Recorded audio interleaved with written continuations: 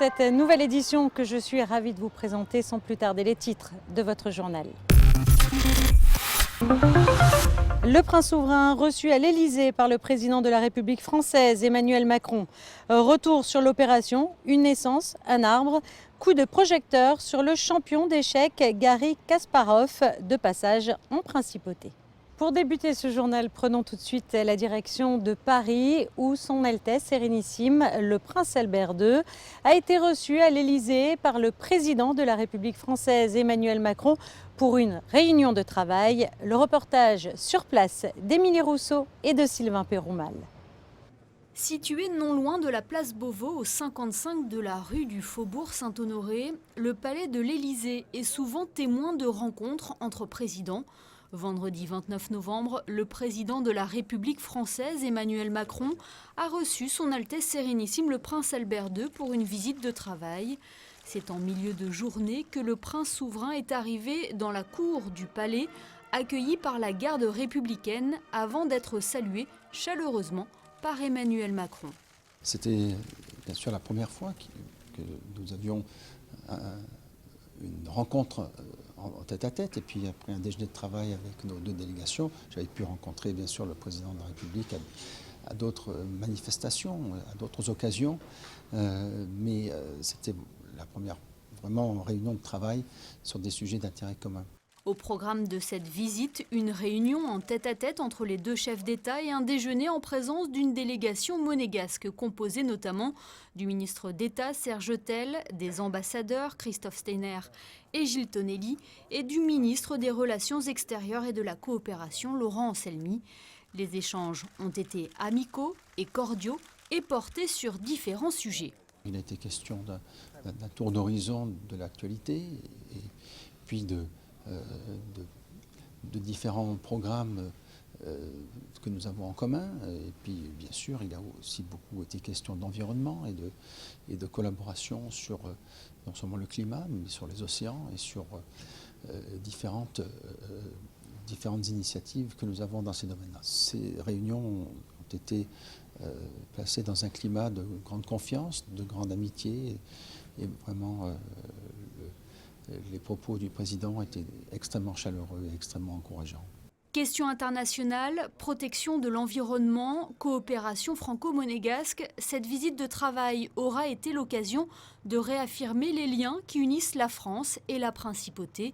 Preuve de l'excellente relation entre les deux pays, le prince Albert II a invité officiellement le président Emmanuel Macron et son épouse pour une visite officielle en principauté, visite qui devrait avoir lieu dans les prochains mois.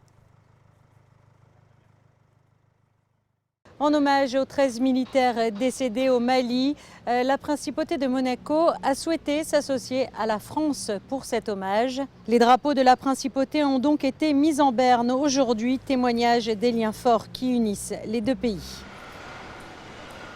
Chaque année, les nouveau-nés de la principauté reçoivent un arbre, une façon de symboliser leur naissance, mais aussi de participer à la reforestation. Une opération qui est organisée par la mairie de Monaco et qui est baptisée « Une naissance, un arbre », le reportage de Dominique Poulain. Chaque année, à pareille époque, autant d'arbres que d'enfants nés sont plantés. Une opération symbolique appelée « Une naissance, un arbre ». Organisé depuis 12 ans par la mairie de Monaco en collaboration avec l'Office national des forêts. Le principe est simple. Pour chaque naissance enregistrée en principauté, un arbre est planté. Au total, ce sont 983 arbres qui seront plantés, soit le nombre de naissances déclarées en 2018. Un petit geste pour une grande cause environnementale. C'est vraiment le premier moyen de sensibiliser les parents, puisque bon, il n'y a pas dans le monde que les mairies qui font ça. Il y a des organismes, des vendeurs de lait, je ne citerai pas le nom, je ne fais pas de publicité, de lait qui font des problèmes parce qu'une naissance et un arbre c'est la vie. Donc c'est vraiment extrêmement symbolique et les parents viennent souvent donc sur ces sites pour voir un petit peu où ont été plantés les arbres pour leurs enfants. Ces plantations se sont déroulées dans le massif de la Tête de Chien, sur la commune de la Turbie. Les arbustes sélectionnés sont des arbousiers, des nerprins ou encore des pistachiers. Des arbres adaptés au climat, au sol et aux conditions locales. Les arbres que l'on a sélectionnés aujourd'hui, ce sont des arbres qui sont donc adaptés au contexte local, à savoir qu'ils sont capables de supporter la sécheresse d'une part et qui sont capables aussi de s'adapter à des conditions de sol très rudes, à savoir comme on a ici beaucoup de pierres et peu de sol. Donc des arbres qui sont vraiment très endurcis, on va dire, pour les conditions méditerranéennes. Par ailleurs, des cèdres et des mélèzes sont en cours de plantation dans le Haut-Var, à proximité de la commune de Guillaume, afin de réhabiliter le site et de conserver l'espace naturel. Les forêts du département, depuis 2003, subissent les assauts du climat en dépérissant progressivement. Et donc le rôle du forestier, c'est d'accompagner ces forêts pour qu'elles soient de plus en plus résistantes à la sécheresse climatique. Et la mairie de Monaco a permis depuis 2 ans de remplacer les peuplements qui ont dépéri suite à la sécheresse pour y installer des essences beaucoup plus résistantes. Résistance et à l'augmentation des températures et à l'augmentation de la sécheresse. En 12 ans, 11 000 arbres ont ainsi été replantés grâce à cette opération. Dans le monde, ce chiffre s'élève à 1 milliard. Dans le reste de l'actualité, en bref et en images. Ce week-end, le studio de Monaco accueillait spectacles et cours de théâtre et de danse à l'occasion de ses 80 ans, avec notamment la programmation d'une pièce rare de Feydeau, Chat en poche. Depuis 1939, l'un des plus grands impresarios de théâtre de son temps, Guy Brousse, crée avec certains de ses amis un cercle artistique qu'il nomme le studio de Monaco. Le but étant de présenter au public des grandes pièces classiques et modernes. Son anniversaire s'est donc célébré en présence du souverain et de diverses personnalités de la principauté. Vous le voyez sur ces images. À l'occasion d'une réception organisée au Louis XV Alain Ducasse à l'hôtel de Paris, Noël Major a reçu le prix Le Montrachet 2019. Cette récompense est remise tous les ans à un sommelier exerçant hors de la France. Elle distingue ses connaissances et la qualité de sa carte des vins de Bourgogne. Pour la 10e édition, Noël Major se voit donc décerner le premier prix de la catégorie Prestige. Il s'agit d'une légende vivante dans le monde des échecs. Garry Kasparov était en principauté ce week-end afin de recevoir un prix et un peu plus tôt de jouer avec de jeunes enfants passionnés par ce jeu. Sandrine Nègre a suivi ce rendez-vous dans le cadre très prestigieux de l'Hôtel de Paris. Il est considéré comme l'un des meilleurs champions d'échecs de l'histoire, l'un des plus connus aussi. Garry Kasparov a franchi les portes de l'Hôtel de Paris pour rencontrer et jouer surtout avec de jeunes passionnés, un moment qui fait aussi écho à l'enfance de Garry Kasparov puisqu'il a commencé très tôt les échecs. Cette partie avec les enfants s'inscrit dans une journée marquée par les European Golden Pawn Awards.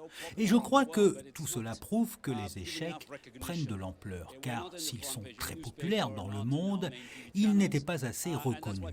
Donc, c'est une étape importante qui est franchie aujourd'hui.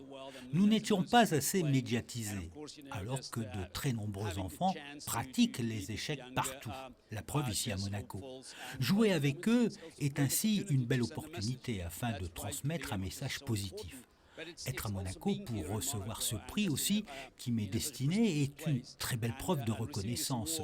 Je suis fier et très honoré, car il sacre également toutes ces personnes qui ont œuvré pour le développement des échecs, pour assurer leur promotion. Oui, vraiment, je suis très heureux. Cette partie simultanée que Garry Kasparov a réalisée avec ses 16 enfants était organisée par le Cercle d'échecs de Monte-Carlo qui multiplie les événements, vous allez l'entendre. C'est dans le cadre des Golden Pawn qui auront donc lieu ce soir à la salle Empire. Donc on organise un gala. En même temps, du 28 novembre au 1er décembre, on organise un championnat d'Europe de parties rapides et blitz à l'hôtel Novotel. Donc la simultanée ce matin, le gala ce soir, et du 2 décembre au 14 décembre, un grand prix FIDE féminin avec 12 des plus fortes joueuses donc qui concourent pour le championnat du monde féminin. Et la compétition se déroule tous les jours à 15h au Yacht Club, au salon Sunrise.